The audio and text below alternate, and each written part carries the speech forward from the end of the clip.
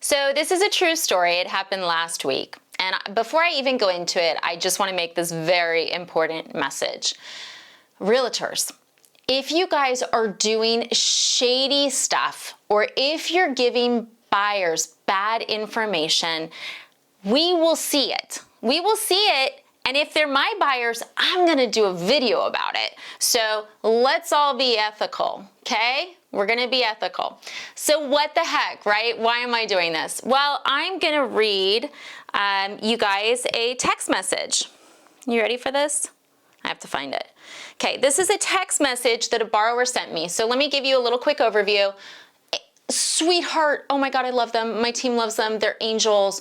Nicest people ever. First-time home buyers, so excited. They get into contract. Everything's perfect. My phone starts blowing up the day of closing, and I'm like, what is going on? I look through my notes on the file. Everything's perfect. CDs bounce. Loan docs are at title. You know, I'm on the phone. As soon as I get off the phone, I call them. Guys, what's going on? Is everything okay?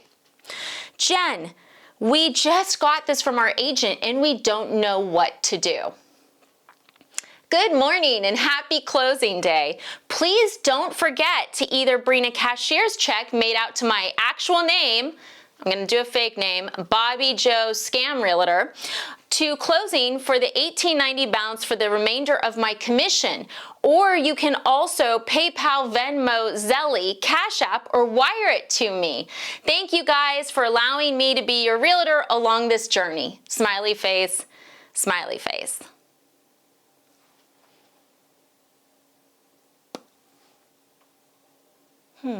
So for everybody who's in the industry, you know, what is your response? Okay, my response was, what? What? What? Like, what? I've never had an agent ask a borrower to PayPal, Venmo, Zelle, Cash App, wire, or I mean, my goodness, the payment options that girl has. I actually think she should probably sign up. Is it Clara where you can do the payment plan programs? I'm surprised that's not on here.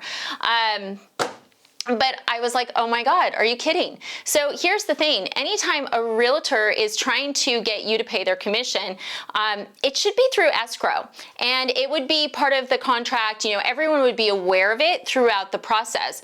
In this situation, all of a sudden on closing day, the buyers are given this text and they're like, what do I do? And I'm like, well, go to your signing and then, you know, we'll have to figure this out. So I'm emailing the agent because look, I'm not a real estate attorney. I don't pretend to play one on TV. Like, this threw me off guard. Like, I've heard about this stuff in trainings and I know it's like, wait, you would never PayPal or Venmo a realtor their commission. That's crazy.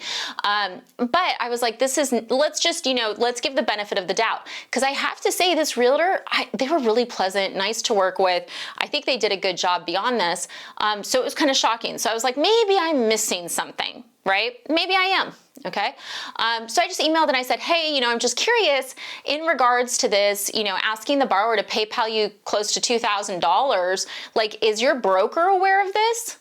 Right? Because that's the question. Because, you know, brokerages, realtors work for brokerages. So like, let's say Betsy works at, you know, XYZ real estate, right? XYZ real estate gets a cut of everything Betsy does. So if Betsy's getting commission, XYZ brokerage wants their cut. So if Betsy is having the buyer pay money directly to her, especially through those ways, right? The brokerage isn't getting their cut.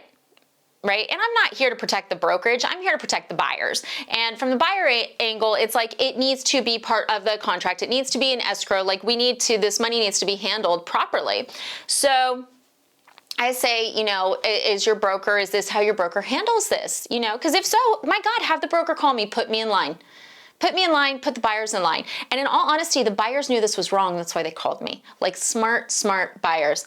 So agents blowing up my phone. I'm not going to answer. Like, why am I going to talk to Miss Scam-a-lot? Like, oh, yeah. Oh, so you're trying to pull a con. Cool. Like, oh, you want the money. Oh, okay. No. So once again, Jen, call me back.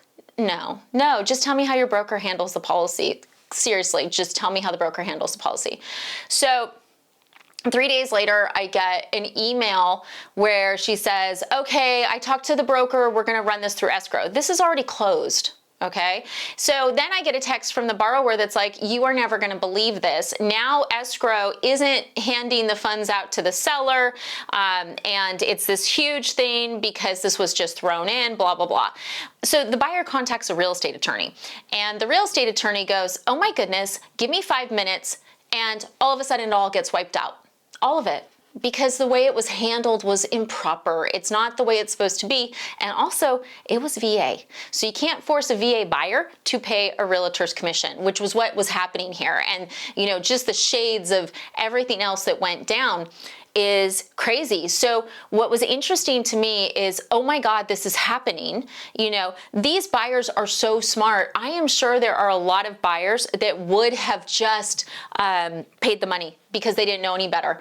And in this case, they actually had a signed buyer's brokerage agreement with the realtor, which you guys are gonna love this.